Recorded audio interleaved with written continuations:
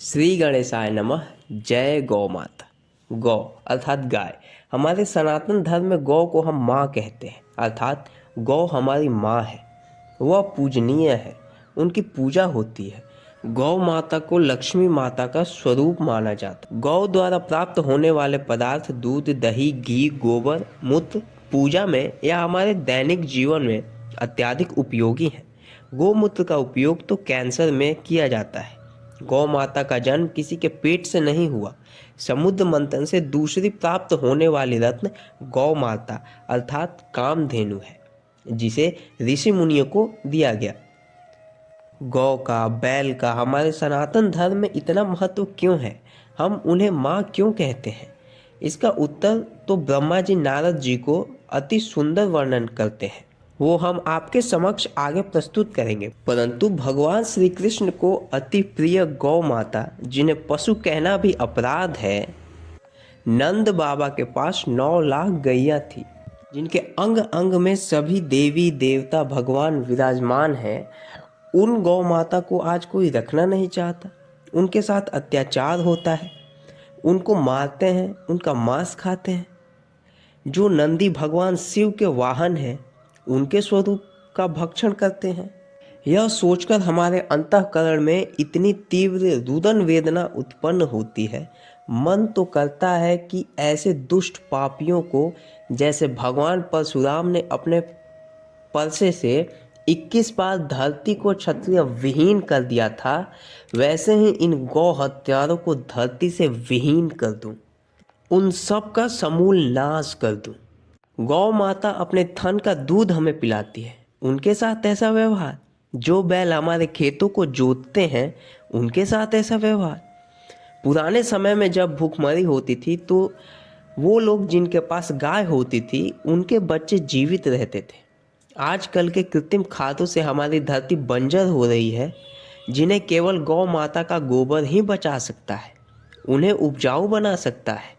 स्त्री, ब्राह्मण और गौ सनातन धर्म में परम पूजनीय है। इनकी रक्षा करना हमारा परम कर्तव्य है। यदि सृष्टि को बचाना है तो अधिक से अधिक गौ पालन कीजिए, उनकी सेवा कीजिए।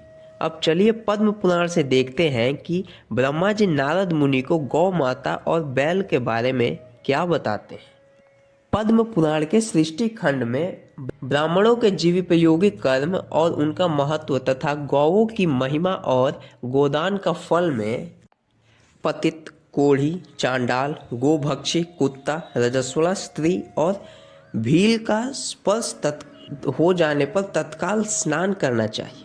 बैल से हल जोतते समय इस बात का स्मरण रहे, बैलों के पेट भरे हों, उनके खान पान हरे चारे की अच्छी व्यवस्था हो। गौशाला जहाँ गाय और बैल रहते हैं, वहाँ सभी देवताओं का वास होता है। तो इस बात का स्मरण रहे कि हमारे घर के जैसे ही वहाँ की भूमि समतल हो, वहाँ पे साफ सफाई हमारे घर के और हमारे कमरे के जैसे हो। जो दुर्बल रोगी, अत्यंत छोटे अवस्था के और अधिक बूढ़े बैल से काम लेकर उसे कष्ट पहुंचाता है, उसे गौ हत्या का पाप लगता है। जो एक और दुर्बल और एक और बलवान बैल को जोड़कर उनसे भूमि को जुतवाता है, उसे गौ हत्या के समान पाप का भागी होना पड़ता है। इसमें तनिक भी संदेह नहीं है। जो बिना चारा खिलाए ही बैलों को हल जोतने के काम में लगाता है तथा घास खाते और पानी पीते हुए बैलों को मोहवश हाँक देता है, वह भी गौ हत्या के पाप का भागी होता है। अमावस्या, संक्रांति तथा पूर्णिमा को हल जोतने से 10,000 गौ हत्याओं का पाप लगता है। जो उपयुक्त तिथियों को गौओं के शरीर में सफ़ेद और रंग बिरंगी रचना करके काजल, पुष्प और तेल के द्वारा उनकी पूजा करता है, वह अक्षय स्वर्ग का सुख भोगता है। जो प्रतिदिन दूसरे की गायों को मुट्ठी भर घास देता है, उसके समस्त पापों का नाश हो जाता है तथा वह अक्षय स्वर्ग का उपभोग करता है। जैसे ब्राह्मण का महत्व है, वैसे ही गौ का भी महत्व है। दोनों की पूजा का फल समान ही है। विचार करने पर मनुष्यों में ब्राह्मण प्रधान है और पशुओं में गौ। नारद जी ने पूछा, नाथ, आपने बताया कि ब्राह्मण की उत्पत्ति भगवान के मुख से हुई है, फिर गौओं की उनसे तुलना कैसे हो सकती है विधाता? इस विषय को लेकर मुझे बड़ा आश्चर्य हो रहा है। ब्रह्मा जी ने कहा, बेटा, पहले भगवान के मुख से महान तेजोमय पुंज प्रकट हुआ। उस तेज से सर्वप्रथम वेद की उत्पत्ति हुई।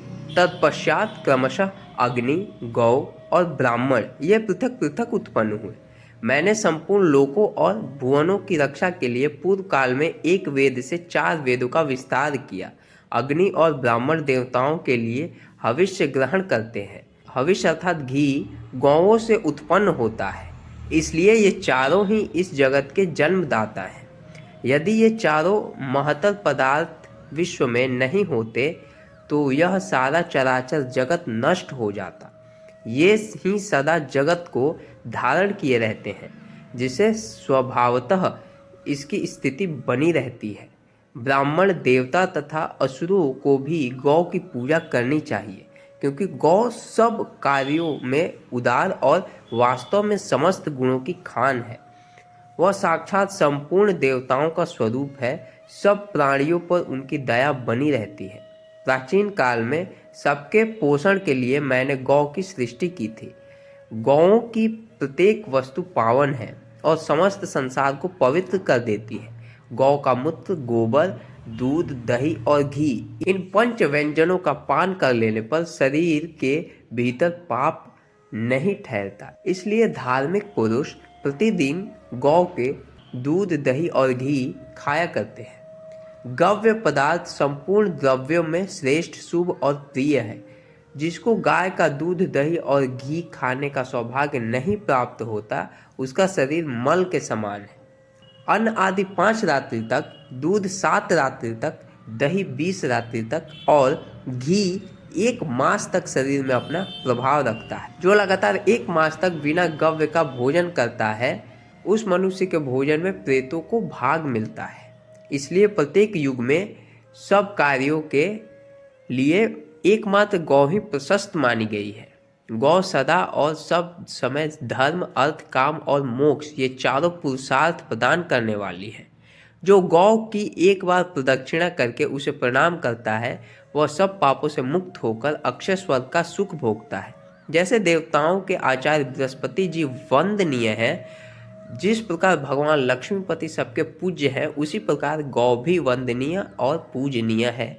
जो मनुष्य प्रातःकाल उठकर गौ और उसके घी का स्पर्श करता है, वह सब पापों से मुक्त हो जाता है। गौवें दूध और घी प्रदान करने वाली है। वे घृत की उत्पत्ति स्थान और घी की उत्पत्ति में कारण है। वे घी की नदियां हैं, उनमें घी की भंवरें उठती हैं।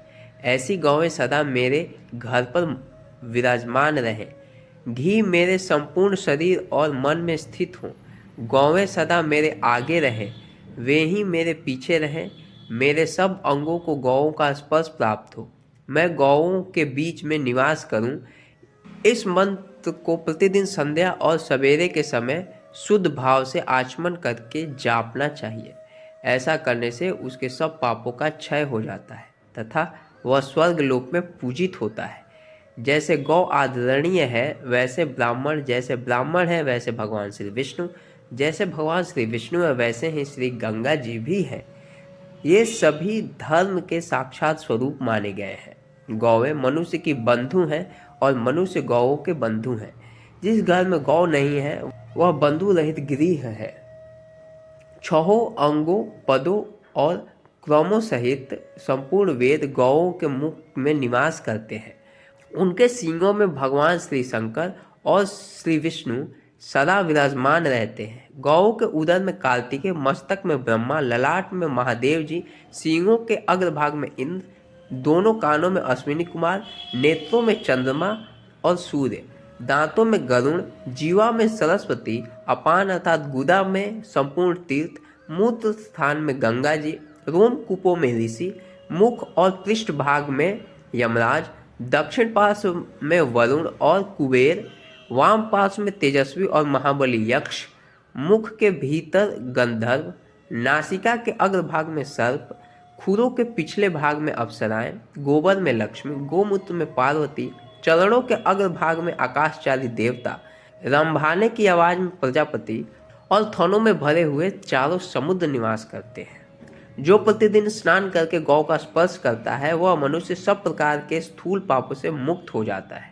जो गौओं के खुर से उड़ी हुई धूल को सिर पर धारण करता है वह मानो तीर्थ के जल में स्नान कर लेता है और सब पापों से मुक्त हो जाता है। नारद जी ने पूछा, गुरुश्रेष्ठ, परमेष्ठी, विभिन्न रंगों की गौओं में किसके दान से क्या फल होता है, इसका तत्व बतलाइए। ब्रह्मा जी ने कहा, बेटा, ब्राह्मणों को श्वेत गौ का दान करके मनुष्य ऐश्वर्यशाली होता है, सदा महल में निवास करता है तथा भोग सामग्रियों से संपन्न होकर सुख समृद्धि भरा पूरा रहता है। धुएं के समान रंग वाली गौ स्वर्ण प्रदान करने वाली तथा भयंकर संसार में पापों से छुटकारा दिलाने वाली है। कपिला गौ का दान अक्षय फल प्रदान करने वाला है। कृष्णा गौ का दान देकर मनुष्य कभी कष्ट में नहीं पड़ता। भूरे रंग की गौ संसार में दुर्लभ है। गौर वर्ण की धेनु समूचे कुल को आनंद प्रदान करने वाली होती है। लाल नेत्रों वाली गौ रूप की इच्छा रखने वाले पुरुष को रूप प्रदान करती है। नीली गौ धनाभिलाषी पुरुष की कामना पूर्ण करती है। एक ही कपिला गौ का दान करके मनुष्य सारे पापों से मुक्त हो जाता है। बचपन, जवानी और बुढ़ापे में जो पाप किया गया है, क्रिया से, वचन से या मन से भी जो पाप बन गए हैं, उन सबका कपिला गौ के दान से क्षय हो जाता है और दाता पुरुष विष्णु रूप होकर वैकुंठ में निवास करता है। जो 10 गौएं दान करता है तथा जो भार ढोने में समर्थ एक ही बैल दान करता है, उन दानों का फल ब्रह्मा जी ने समान ही बतलाया है। जो पुत्र पितरों के उद्देश्य से सांड छोड़ता है, उसके पितर अपनी इच्छा के अनुसार विष्णु लोक में सम्मानित होते हैं। छोड़े हुए सांड या दान की हुई गौओं के जितने रोए होते हैं, उतने हजार वर्षों तक मनुष्य स्वर्ग का सुख भोगते हैं। छोड़ा हुआ सांड अपनी पूंछ से जो जल फेंकता है वह 1000 वर्ष तक पितरों के लिए तृप्तिदायक होता है। वह अपने खुद से जितनी भूमि खोदता है, जितने ढेले और कीचड़ उछालता है, वे सब लाख गुने होकर पितरों के लिए स्वधा रूप हो जाते हैं। यदि पिता के जीते जी माता की मृत्यु हो जाए तो उसकी स्वर्ग प्राप्ति के लिए चंदन चर्चित धेनु का दान करना चाहिए। ऐसा करने से दाता पितरों के ऋण से मुक्त हो जाता है तथा भगवान श्री विष्णु की भांति पूजित होकर अक्षय स्वर्ग को प्राप्त करता है। सब प्रकार के शुभ लक्षणों से युक्त प्रतिवर्ष बच्चा देने वाली नई दुधार गाय पृथ्वी के समान मानी गई है। उसके दान से भूमि दान के समान फल होता है। उसे दान करने वाला मनुष्य इंद्र के तुल्य होता है और अपनी 100 पीढ़ियों का उद्धार कर देता है। जो गौ का हरण करके उसके बछड़े की मृत्यु का कारण बनता है, वह महाप्रलयंत तक कीड़ों से भरे हुए कुएं में पड़ा रहता है। गौओं का वध करके मनुष्य अपने पितरों के साथ घोर रौरव नरक में पड़ता है तथा उतने ही समय तक अपने पाप का दंड भोगता रहता है।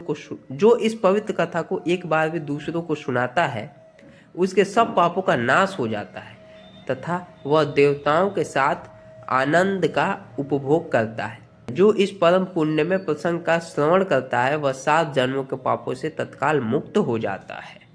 तो मित्रों, देखा आपने कि हमारे सनातन धर्म में गौ माता का कितना महत्व है। आशा करता हूँ कि इस प्रसंग को सुनने के पश्चात आप अपने घर में गौ माता को लाएंगे। तो मित्रों, बस आशा करता हूँ कि यह प्रस्तुति आपको अच्छी लगी होगी। हम आपसे मिलेंगे एक और नए प्रस्तुति के साथ। तब तक के लिए राधे कृष्ण।